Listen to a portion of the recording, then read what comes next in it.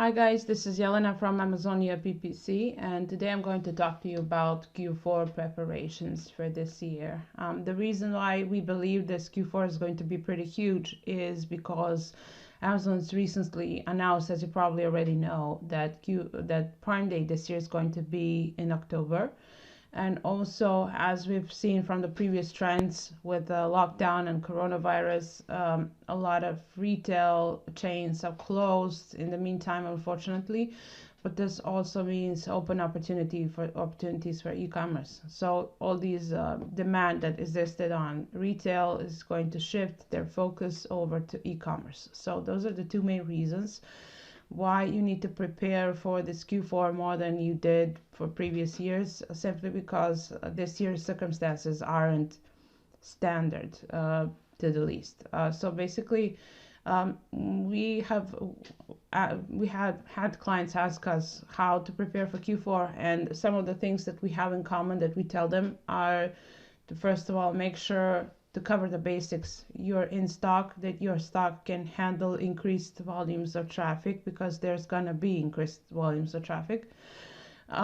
Also, make sure that you are comfortable with possibly sacrificing part of your profit margins to cover the higher storage fees. It's better to be less profitable than to deal with stockouts, for sure. We've learned this over the coronavirus periods with accounts that had an influx in sales that they just couldn't handle, that weren't sustainable to them, simply because they, for example, had a just-in-stock inventory management policy, which means you only stock up to 30 days because you know that's how much you're going to sell.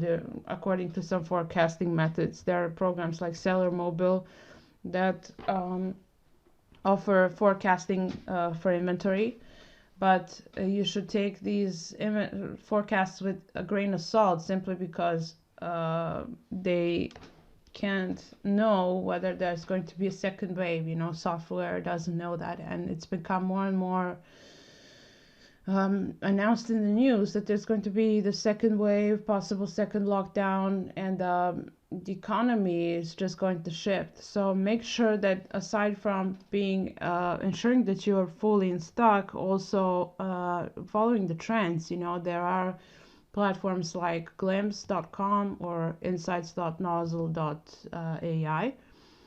Or, for example, Seller Mobile also provides these forecasts of sales, future sales.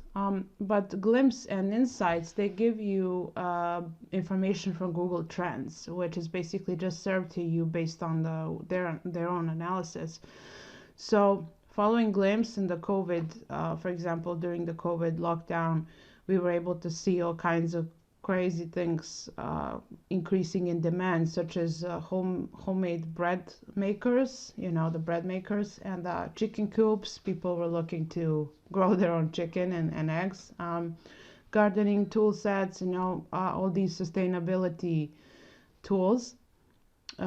Even bulk ammunition, which is super scary to see, but basically that's what had increased in demand, and we were able to see it through Glimpse, and we were also able to see it through some of the accounts that were quite surprised with the increase of volume that they had. Their problem number one was inventory management. You don't want to deal with these problems, because for sure you're going to lose more money with stockouts than what you are going to lose with high storage fees for Q4. So make sure you are comfortable with sacrificing one part of your margins to ensure stability for your business. Second preparation is to have an optimized listing, for sure. Twofold. It's twofold. Optimized for humans, so that the listing converts really well. So that's the part that you do mostly through copywriting, whether that's in a written form, or through imagery, infographics, videos. Video is really big this year, so make sure you implement video in your product listing and also in your advertising strategy, which I'll talk about later. So good optimized listing combined with coupons and deals and promotions and all these other features is ensured to give you higher conversion rates. So make sure your listings are tidied up And so basically for your listings that are optimized, if you have enough in stock, you should be you should be able to deal with any kind of influx Q4 successfully. When it comes to advertising strategy, some of the things we make sure we have laid out for our clients is the content marketing plan. Now, you see, Amazon has introduced Amazon posts, I think, early on this year. They have been there for a couple of months, but not huge attention was given to them until they were moved to the advertising console that they recently built in Seller Central. So under the advertising console, you should be able to have Amazon posts, which are a free feature. So ideally, what we advise our clients is to make a list of all the more important days, like during the Q4, like for e-commerce. Labor Day, Thanksgiving, Singles Day, Halloween, Black Friday, Cyber Monday, of course, Christmas, New Year's, Hanukkah, Boxing Day, all these important dates, and make sure you create Amazon posts for these special, with some kind of special discount, Boxing Day 20% off for the inventory you want to get rid of, or for your best sellers. If part of your business model is repeat purchases from loyal customers, then for sure you should make some kind of Amazon posts combined with the coupon for a certain percentage off that will offer your customers an entrance into your product portfolio, which is super important. Simply because you're using your bestsellers for this purposes is going to be something that will be the easiest window for the new shoppers who weren't familiar with your brand before. So using these discounts is going to be the only part of your profit margin that you sacrifice in order to win a new customer. That's why Amazon posts are still so powerful. And also, there isn't a limit to how many posts you are eligible to apply. So you can even do twice a day if you have the inspiration to. And it's a great vehicle to build brand loyalty. And that's end game what Amazon wants. They want to create a branded presence for brands within their online space. That's the reason why they've introduced storefronts, A+ content. They've allowed us to upload videos. They have various advertising ad formats that increase brand awareness and brand presence on Amazon, and that's the reason why they also are introducing Amazon posts. My prediction that these Amazon posts will become a paid feature in the future, similar to boosted posts on Facebook. So make sure that you use them while you can and while they're free. There's an overall good momentum for Amazon posts.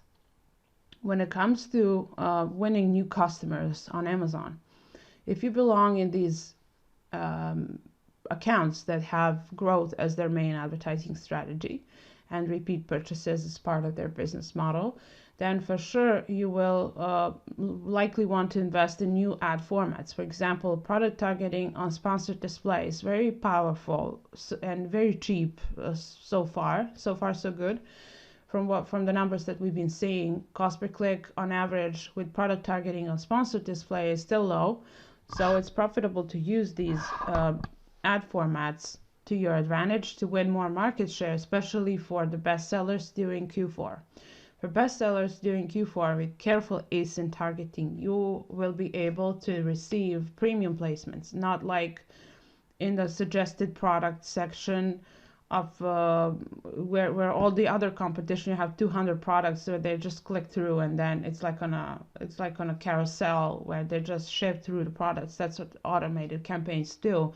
Instead of that, on the product detail page of your competitor that you manually chose to show up on, you will receive placements that are a little bit irregular, that are below the buy box and below bullet points of your competitor, which is super powerful, and not in a regular format of sponsored products. That's super important, and make sure you use that. Also, when it comes to video, I mentioned already that this year, aside from all this craziness been going on with lockdowns, Sponsor brands video is one of the newest ad formats that generate really high click-through rates. So if you have a new listing that you're launching, which is not recommended, it's never recommended to launch products during Q4 because that's the time of the year where, generally speaking, your bestsellers are the ones that are going to do even better during this period. But basically, if you're launching a product now, this sponsor brands video format is going to give them the very good initial push, because you can target sponsor brands ads through keywords, so you can target some kind of narrow choice of keywords that you want to show up for, and then boom, you just throw video at them. It's gonna likely increase the click-through rates, which is super important for ranking products. And also this ad format is also proven to be pretty cheap because it generates higher click-through rates, and that's something that I think is relevant for this year. We'll see how the trends move on to the next year, but right now there's overall good momentum. On average, we'll see like 20% of maximum of competitors who actually are doing some kind of video, so it's not like all of us are fighting over this one placement. So it's still relatively cheap. Make sure you create at least some kind of amateur video with your smartphone and just do it, just like upload it, because it's still working. The intention of customers on average is not that sophisticated yet, and not that saturated yet, so there's a good momentum. And the same video you can use in probably in different dimensions. You need to read through the recommendations that Amazon is giving you for the requirements for the video in order to do it right.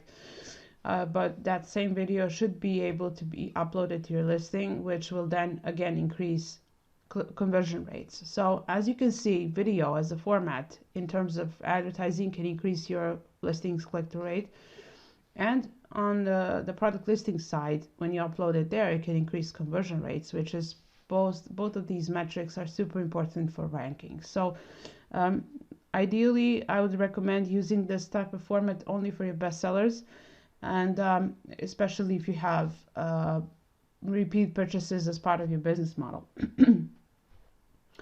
So making sure that you, this is probably not a good time for product launches, I already mentioned, but if you're eligible for subscribe and save, if you have repeat purchases, like I said, coupons, deals, promotions, all these things are going to work really well during Q4, because obviously that's the thing, how we've been always doing it.